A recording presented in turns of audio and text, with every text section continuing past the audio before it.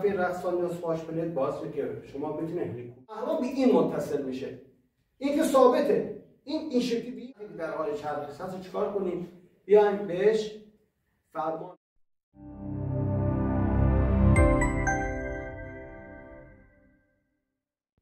بسم الله الرحمن الرحیم.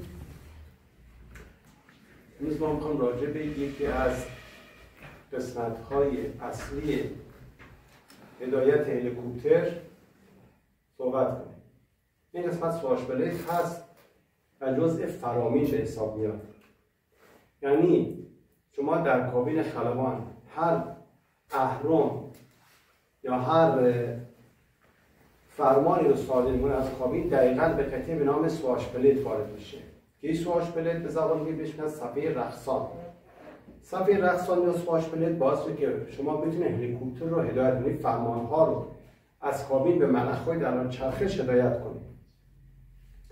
ما در هلیکوپترها گفتیم قدرت مانور خیلی بالایی داره. این قدرت مانور برگرفته از یک سیستم فرامینی هست که میتونه این فرامین طوری به ملخ‌ها ارسال بشه که با توجه به شرط دلخواه هلیکوپتر تحت کنترل و تحت هدایت باشه.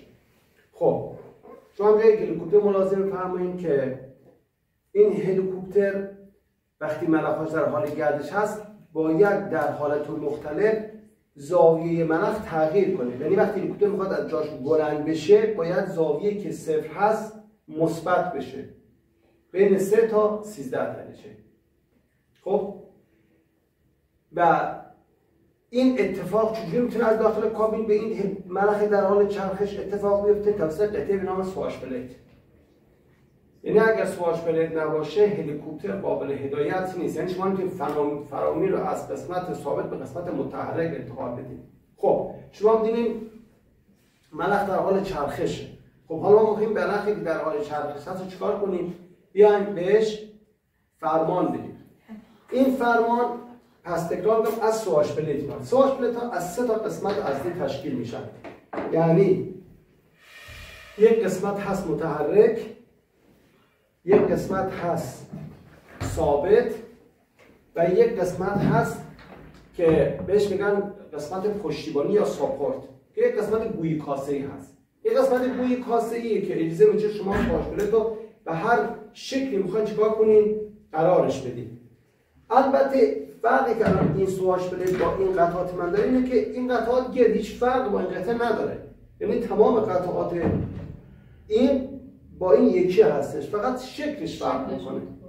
خب بین قسمت متحرک و ثابت یک بربرین قرار میگیره که این بربرینگ‌ها می‌دونید بربرینگ‌ها یک اخلاقی دارن، یک ساختاری دارن که یک قسمت ثابت یک قسمت متحرک. حالا ممکنه بیرون ثابت بشه داخل متحرک، یا ممکنه داخل ثابت بشه بیرون متحرک.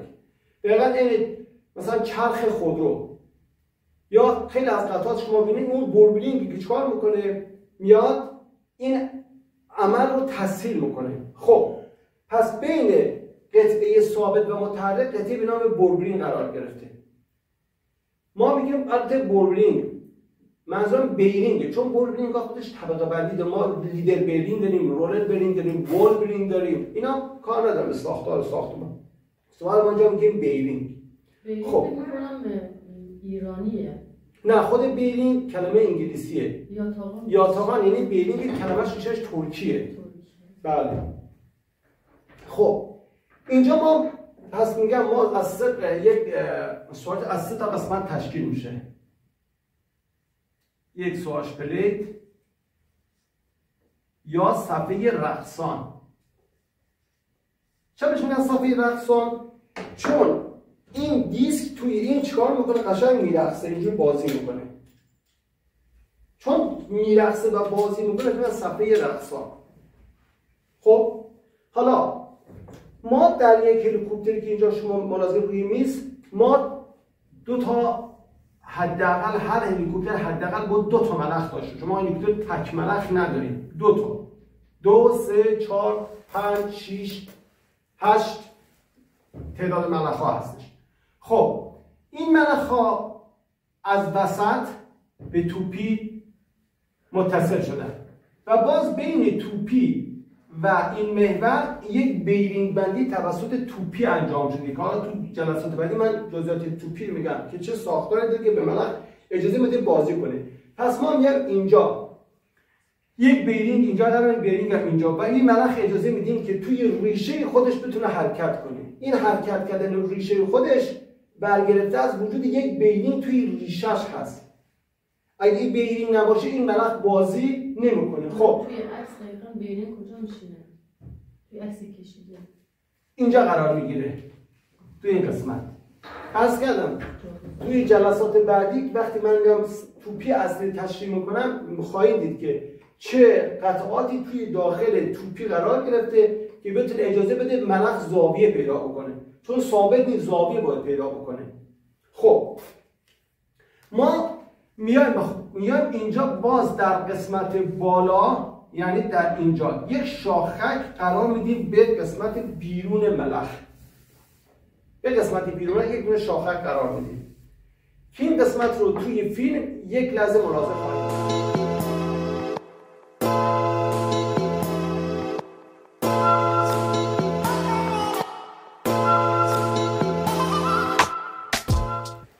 من تصویر یک دونه توپی رو به خاطر که ملاحظه بفرمایید چه اتفاقی میفته رو خدمتتون نشون میدم. ببینید این یک توپی هست.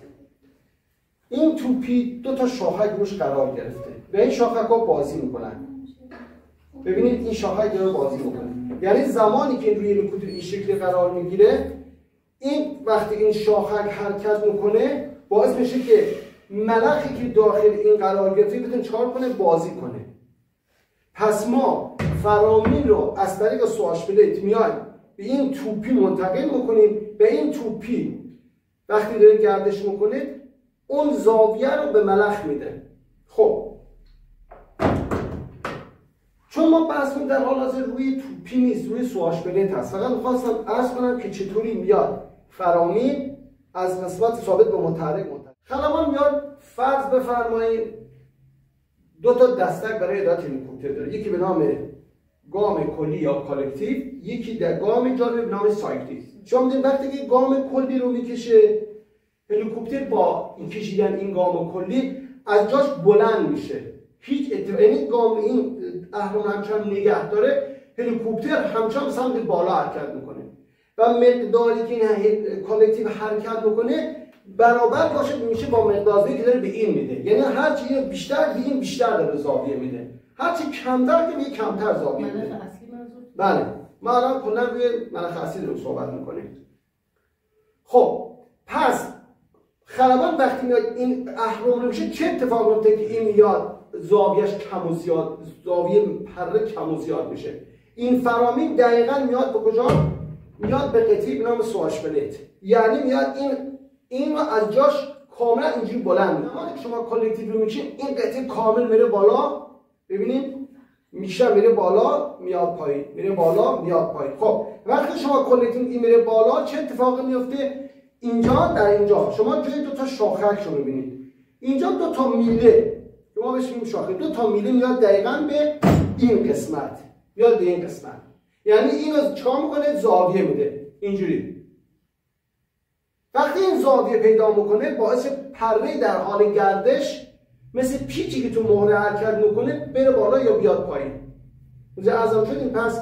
پس شما با کشیدن اهرم کالکتیو میاد بین چیکار میکنه؟ زاویه میده و این زاویه مساویه، یعنی وقتی این به طور مساوی میره بالا میاد پایین، یعنی شما اگر مثلا 5 درجه زاویه بدین جفت ملخ‌ها یا تعداد همه به یک نسبت زاویه میده، یعنی همه 5 درجه میشه، هیچ کدوم کم و زیاد نمیشه.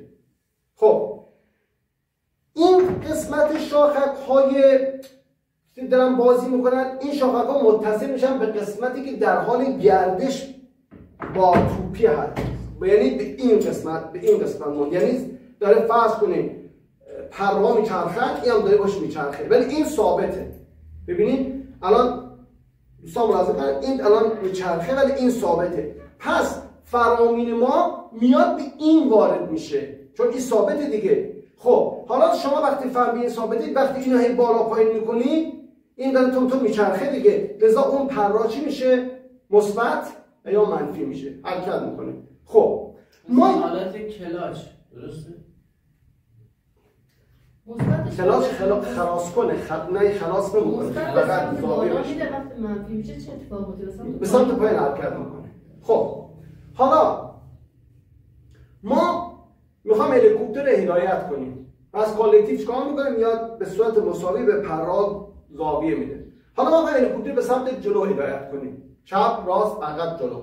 خب اینجا یک اهرم به نام کالکتیو است. شما سایکلیک است. شما زمانی که سایکلیک به سمت جلو حرکت میدین، این رو اگر ما این سواش بلیت رو ملاحظه، اگر ما بگیم اینجا، یعنی من الان جلو هلیکوپترم نشستم توی کابین، این جلوه، این عقب، این چپ، این راسته. خب شما زمانی که یک اهرم کالکتیو رو به سایکلیک به سمت جلو حرکت میدین، اهرم به این متصل میشه. این که ثابته، این شکلی به این حالت زاویه در میاره. یعنی قطعه گویی کاسه‌ای که اینجا قرار داره باعث میشه که دیسک به سمت شیب پیدا بکنه. یعنی ما این که قطعه گویی کاسه‌ای هست، این دیسک شیب میشه. نه، دیسک شیب میشه. ببینید الان این دقیقاً شافت هلیکوپتر هست. شما زمانی که اینجا شاخک هدایت به بالا به پایین میده. شما زمانی که میای این اهرم رو به سمت پایین میکشی، یعنی میای سایکلیک میدین، این اهرم به سمت پایین حرکت میکنه. وقتی به سمت پایین حرکت بکنه، از اینجا باز شما اینجا یک دونه دیسک دیگه دارید. این دیسک یا صفحه، ما میگیم این صفحه ثابته، ولی این صفحه متحرکه. چرا متحرک؟ چون با پره داره میچرخه. ما کلا 3 قسمت اصلی داریم: ثابت، متحرک، پایه. ببینید پایه، ثابت، چی؟ متحرک، ثابتی. گفتم اندازه چیز فرق میکنه ولی همون چیز. خب اینجا ما چیکار میکنیم؟ اینجا دقیقاً همون چیزو داریم. اینجا ما متحرک، این که پایه نگهداری، این ثابت نیست، این فقط پایه نگهداری قطعات رو همدیگه است. شما نکنیم، ما میگیم ببینید شافت اصلی میشه. آره، که میاد روی شافت اصلی قرار میگیره. اینم که اینم ثابت، پس ثابت، متحرک، اینم که پایه نگهداری قطعات روی همدیگه است. که بین تکرار میکنن بین قطعه ثابت و متحرک چه قرار گرفته؟ بیرینگ قرار گرفته. یعنی یک بیرینگ میاد بین این ثابت و متحرک اجازه میده چیکار کنه؟ یکی بچرخه، یکی نچرخه. خب پس این مکانیزم با عنوان صفحه رقصان یا سواش پلت عامل هدایت هلیکوپتر هست. حالا شما اگر تو بازار یک هلیکوپتر دیدین، هلیکوپتر مدلی که رادیو کنترل ما بهش میگیم، اگر این هلیکوپتر سواش پلت داشت، اون یک هلیکوپتر درست و حرفه‌ایه. اگر نداشت، او اسباب بازیه. یعنی عملکرد داشت. آره. الان بعضی از شرکت‌های چین آمدن اسباب بازی ساخته، اسباب بازی هم از هلیکوپتر سواش پلت نداره. پس اون یک اسباب قابل هدایت به اون معنی نیست. هلیکوپتر قابل هدایت است که سیستم سواش پلت داشته باشه. ما برای هلیکوپترها 2 مدل سیستم هدایتی داریم. یا ما سواش پلت سیستم داریم یا اسپایدر سیستم داریم. اسپایدر سیستم ها سواش پلتشون در زیر دیسک در اینجا قرار نمیگیره. یا اگرچه ماکته اینجایی، الان سواش پلت اینجا قرار میگیره. خب این سواش پلت اینجا قرار میگیره، اما در سیستم اسپایدر سیستم سواش پلت در پایین قرار گرفته، یعنی در زیر محور، و اون شاخکی که میاد به زاویه گام میده از داخل محور عبور میکنه میره کف پایین. یعنی اگه شما هلیکوپتر حرفه‌ای دیدین سواش پلت نداشت، اون اسپایدر سیستمه، اون سواش پلت سیستم نیست. پس ما برای هدایت هلیکوپترها 2 تا روش رو داریم. اولین هلیکوپترها هم اسپایدر سیستم بودن، بعدها سواش پلت سیستم اختراع شده، روش نصب شده. پس اگه یک هلیکوپتر دیدین خب مثلا واقعی پرواز ولی هیچ گونه شما سواش پلتی نمی‌بینید، اون اسپایدر سیستمه. شما توی این تصویری که همکارانم پخش میکنن میتونید سیستم اسپایدر رو ملاحظه کنید.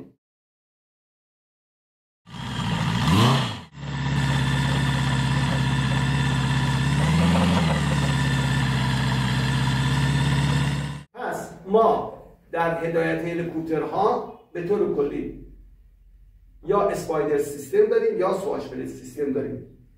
در هلیکوپتر خانواده فوق سبک، هلیکوپتر ماسکیتو اسپایدر سیستم هست. در خانواده هلیکوپترهایی که در بازار هست، لینکس که ساخت شرکت وستلند انگلستان هست، این هم اسپایدر سیستمه. شما اگر توی فضای مجازی شرکت انگلیسی وستلند رو سرچ کنید به نام هلیکوپتر لینکس، این هلیکوپتر اسپایدر سیستم، سواش پلیت سیستم نیست. در خانواده فوق سبک هم مسکیتو و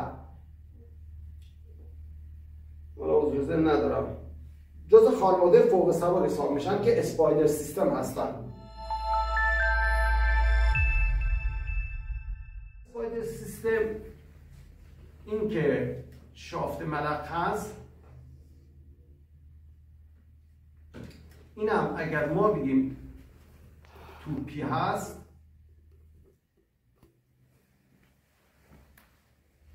خب اینجا شما ملخ دارید، این ملخ های در حال گردش هست.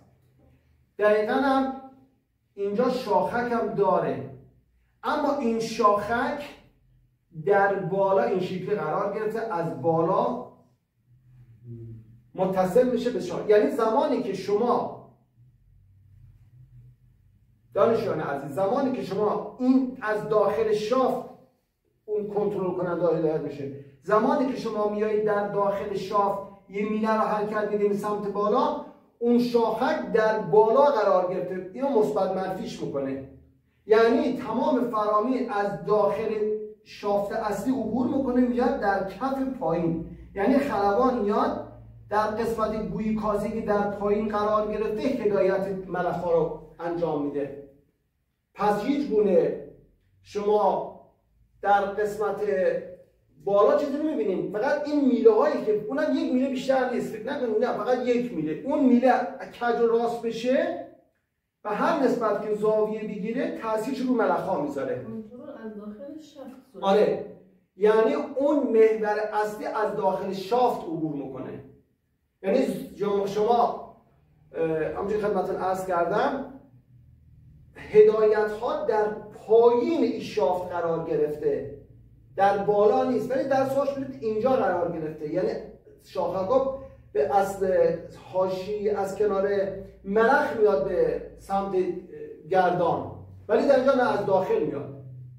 و اینکه از الان که یک هلیکوپتر بخواد مانور کنه یا رول کنه باید حتی امکان اسپایدر سیستم باشه، چون هلیکوپتری که سواش پلیت سیستم نمیتونن عملیات رول یا مانور قوی تری داشته باشن، چون اینجاش یک تیکه نیستش. خب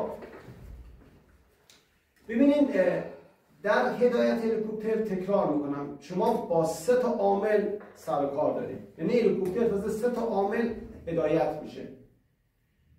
وقتی شما داخل یک کابین هلیکوپتر میرید، جهت هدایت هلیکوپتر 3 تا عامل اصلی هست. یک جفت پدال جلو پاتون میبینید، یک اهرم بین 2 تا پاتون قرار گرفته، یک اهرم سمت چپتون. در این 3 تا عامل هدایت میشه. این سایکلیک و کلکتیو که در کنار شما قرار گرفته، این میاد به سواش پلیت. این 2 تا حرکت مال سواش پلیته. اما پدال که جلو شما پای شما قرار گرفته منتقل میشه به دم عقب و این قانون استاندارد است که شما زمانی که پدال سمت راست رو فشار میدیم دماغه به سمت راست حرکت میکنه، پدال سمت چپ رو فشار بدیم دماغه به سمت چپ حرکت. این استاندارده. یعنی ما هلیکوپتر نداریم شما پدال راست فشار بدید دماغه به سمت مثلا چپ بره، چپ فشار به سمت راست بره، نه، این تعریف شده است. و فرامین جلوی پای اون پدال ها فرمانش دقیقا منتقل میشه به ملخ‌های در حال گردش پروانه دم. یعنی خود اونم چیه؟ گامش کم و زیاد میشه، ولی چون دورانش زیاده شما نه اصلی رو میبینید نه دونید که آقای داره پرش زاویه‌اش کم و زیاد میشه. خب ببینید شما زمانی که میاد پاتون رو روی پدال راست فشار میدین، شما با این حرکت اگر همون پاتون اصلا همون نگه دارم اینجوری مثلا بل نکنید، هلیکوپتر دام دور خودش میچرخه این شکلی تا رهاش کنید. راه کنید هلیکوپتر دیگه وایسته. حالا به چیکار کنید؟ چپ به فشار بدین، نگه دارید. هلیکوپتر دماغش به سمت دائم چیکار میکنه؟ چپ حرکت میکنه تا زمانی که رهاش کنید. بعد برای تغییر مسیره. اصلا زمانی که میخواین هلیکوپتر از جاش بلند کنید، میخواین از جاش بلند. شما از وقتی هلیکوپتر رو روشن میکنید، هر چقدر گاز بدین هلیکوپتر از جاش تکون نمیخوره. چرا؟ چون پره‌ها در حالت صفر، یعنی این شکلیه. شما حرکت هلیکوپتر رو توی فضا با حرکت این پره کنترل میکنید. یعنی توجه کنید شما هلیکوپتر روشن، این پره داره مثلا 600 تا بر دقیقه داره میچرخه. فقط زمانی این پره عمل میکنه که از جاش بلند میگه که این زاویه داشته باشه. اگه این زاویه نداشته باشه هلیکوپتر از جاش بلند نمیشه. خب این زاویه چطور اتفاق میفته؟ توسط سواش پلیت. یعنی شما زمانی که میان اهرم کالکتیو یا همون گام کلی رو میکشید، سواش پلیت اینجوری میره بالا. به محض که سواش پلیت از جاش میره بالا، میاد به پره‌ای که عرض کردم شما ببینید مقطعش این صفر، الان این میشه مثبت صفر مثبت صفر. خب شما زمانی که میان گام کلکتیو رو میکشید به این زاویه میدید. اگر این زاویه نداشت، زاویه نگیره، هلیکوپتر از جاش بلند نمیشه. مقدار سرعتی که هلیکوپتر از زمین بالاتر میره به مقدار زاویه شما بیشتر به این میدین. هرچی بیشتر با سرعت بیشتری میره بالا. البته تو دفترچه شما خیلی نباید زاویه، چون عملا استول اتفاق میفته، یعنی دیگه موتور توانش نمیرسه، هلیکوپتر سقوط میکنه.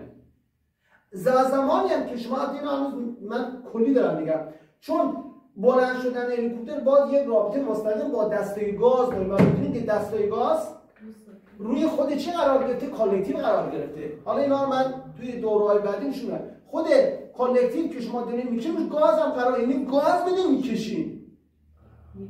پیچیدنیه. بله شما گاز میدین، چون زمان بعد هلیکوپتر بلند شه به توان احتیاج داره. شما اگر گاز بدین موتور خاموش میشه، اصلا موتور کسر میاره. لذا حتی جلوی نشان دهنده خلبان یه گیج قرار گرفته، نشان دهنده دو تا عقربه رو هم قرار گرفته، یعنی دور موتور بیاد روی دور گشت آورسنج، یا یکی قرار گرفته مثلا میاد رات سبز، یعنی الان موقع خوبی شما بیا اهرم کلکتیو رو بکشید. اگه هنوز نکشید چون توان موتور به اون حد نرسیده. پس شما زمانی که روی کلکتیو رو میکشید، این سواش پلیت میره از جاش بالا پایین میره و این بالا پایین رفتن تکرار میکنن، دقیقاً روی این زاویه تاثیر میذاره. حالا زمانی که شما میاین تو هلیکوپتر نشستین، سایکلیک رو میدیم به سمت جلو. وقتی سایکلیک میدیم به سمت جلو، این پره چیکار میکنه؟ این شیب میشه به سمت جلو. وقتی شیب میشه به سمت جلو، من تو جلسات بعدی رو باز کاملا نمودارش میشم که چه اتفاقی میفته زمانی که شما سایکلیک میدین، این شیب میشه هلیکوپتر به سمت جلو حرکت میکنه. کل پره ها میره رو بجلو. آره نه، تو چرخش زاویه میگیره. زاویه میگیره که باعث هلیکوپتر سمت جلو حرکت کنه. البته اینا من توی جلسات بعدی نموداراش میشم که چطوری برآیند این راه طول اتفاق میفته که وقتی شما سایکلیک رو میدین هلیکوپتر سمت جلو حرکت داره میکنه. پس داخل این هلیکوپتر چیزی به نام کلاج اصلا چرا؟ کلاج داره. ببینید هلیکوپترها سیستم کلاج داره، ولی این کلاج به طور خودکار عمل میکنه، ولی نه به صورت اهرم. چرا اهرمی هست؟ در هلیکوپترهای فوق سبک که نمیشه بیان هزینه کنن برای یک کار سبک، مثلا بیان یک کلاج قرار بدن. کلاج اهرمی عمل میکنه که حالت تصفیه صفر کن هست. اما در هلیکوپترهایی که توسط شرکت‌های بزرگ تولید میشه، کلاج به صورت اتومات عمل میکنه. یعنی چطوریه؟ یعنی میاد یک دیسک میچرخه به صورت گوریز از مرکز، یک از حالتاشو میدن. ببینید شما اگر مثلا به دستتون یک دونه نخ ببندین، این نخ این حالتی میفته پایین، درسته؟ اما زمانی که میاد این انگشتتون رو میچرخونین، این نخی که سرچه وزن بسیم به سمت بالا حرکت میکنه، اینجا قرار میگیره، درسته؟ این نیروی گریز از مرکز باعث میشه که به سمت بالا حرکت کنه. احسن. در هلیکوپترها بین موتور و جعبه دنده یک مکانیزم چه قرار گرفته؟ کلاج قرار گرفته. شما زمانی هم یک نوعش ها، چون انواع مختلف داره، شما زمانی که میون گاز میدین عین دقیقاً نمونهش هم که شده توی بازار ماشین کارتینگ، بچه‌ها تو مسابقات بازی میکنن، چون کلاج وقتی بچه گاز میده ماشین حرکت میکنه. اینجا میاد چه اتفاقی میفته؟ میاد یک سری لنت رو قرار دادن، این دیسکی که میچرخه اینجا یک سری لنت قرار دادن. لنت من فقط دو تاشو میکشم. یک لنت قرار دادن، داخل هم یه دونه ما بهش میگیم درام یا کاسه. شما زمانی که اینم لنته، شما زمانی که این به سرعت میچرخه لنت‌ها به سمت بیرون پرتاب میشن، میان به این درگیر میشن. یعنی زمانی که شما گاز میدین اتومات چی میشه؟ این لنت به سمت بیرون پرتاب میشه. وقتی به سمت بیرون پرتاب میشه میاد میچسبه بغل اینو میچرخونه. وقتی اینو میچرخونه جعبه دنده به گردش در میاد. و زمانی که شما کلاج یعنی گازتون کم بشه اتومات چی میشه؟ لنت جمع میشه، خلاصش میکنه. یعنی زمانی که موتور از کار بیفته چه اتفاقی میفته؟ سیستم کلاج اتومات چیکار میکنه؟ قطع میکنه. یعنی اون عملیات اتوریتیشن اتفاق میفته. یعنی نیرو از سمت انتقال قدرت به داخل موتور انتقال من فرامی نیست، چون از دانشجو سوال کردن دارم توضیح میدم. پس ما در هدایت هلیکوپتر چیزی به نام کلاج به معنی که شما جلو پاد مثلا یک کلاج دنده عوض کنید وجود نداره. شما با دوران سر کار دارید. گاز بدین یا گاز ندین، که باز با توجه به شرایطی که پرواز میکنه، اگر کوهستانی بشه، اگر هوا سرد و هوا گرم باشه، اون که چقدر توان از موتور شما داره گرفته میشه. یا مثلا بیشتر از این مثلا ارتفاع نگیرین، بیشتر از این موتور یا هلیکوپتر فشار وارد نکنین، چون هلیکوپتر سقوط میکنه یا اون عملیات استول اتفاق میفته.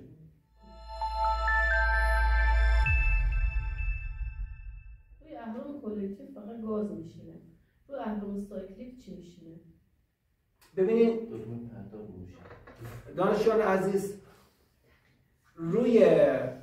ببینید ما داریم کلیات یک سیستم سیالی یا کلکتیو رو میگیم. چون دیگه از دانشجو سوال کردن روی اهرم مثلا کلکتیو استارتر موتور قرار گرفته. یعنی شما زمانی که چیز میکنید شما فشار میدید موتور رو روشن میکنید. آره. خب قطع کن و همون قرار گرفته. یک سری کنترلرها به خاطر که کار خلبان رو راحت، انسان که دو دست که بیشتر نداره دیگه، خب به خاطر کار خلبان رو راحت بکنه چیکار کردن؟ یک سری کلیدای دکمه ها روی خود کلکتیو قرار دادن. اون طرف روی خود سایکلیک یک سری شما دکمه، مثلا یکیش چیه؟ کلید رادیویی، بهش میگن تریگر. شما تریگر ببینید دقیقاً اینجا زمانی که تریگر رو نگه می‌داریم هلمت اصله. آره، اگر یک بار بگیریم ول کنیم با بغلیت صحبت می‌کنیم، دو بار بگیریم ول کنیم با مرکز صحبت می‌کنیم. خب باز روی خود اون، یعنی این میشه تریگر که با رادیو صحبت می‌کنیم. این شاستتون ممکنه استفاده بشه برای مثلا چی؟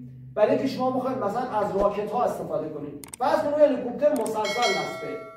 شما زمانی که اینو فشار میدین چیز عمل میکنه. مثلا فرض کنید مسلسل عمل میکنه.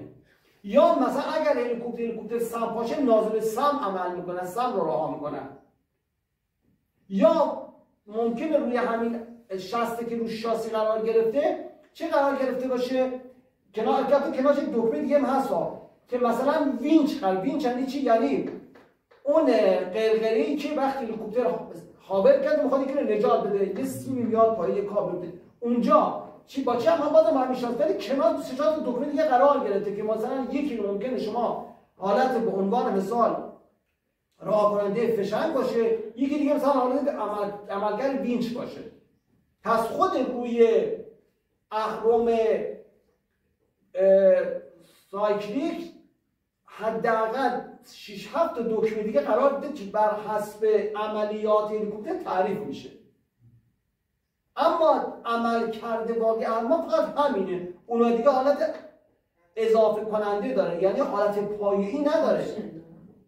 اونا یه آپشن همونجوری از دانشان فرمودن. کلکتیو مهندس درجه بندی داره.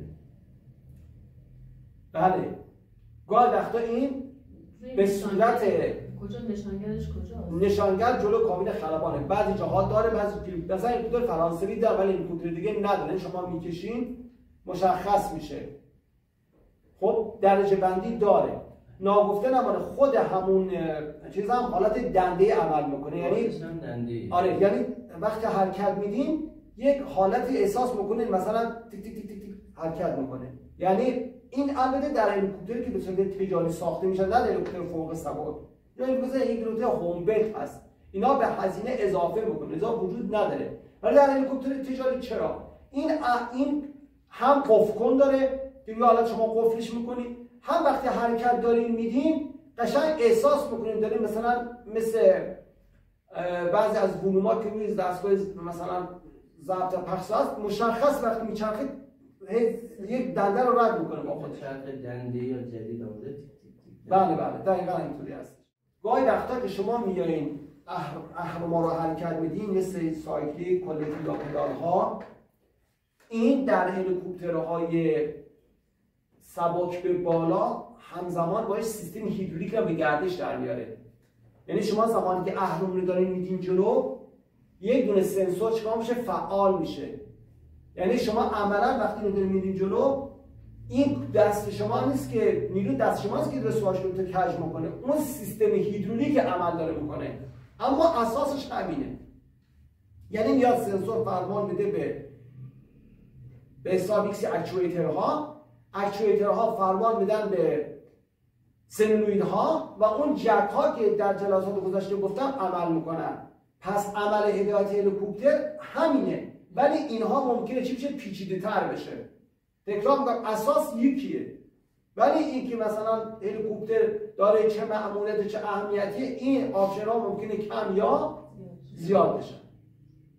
خیلی خوب، موفق باشین ان شاء الله.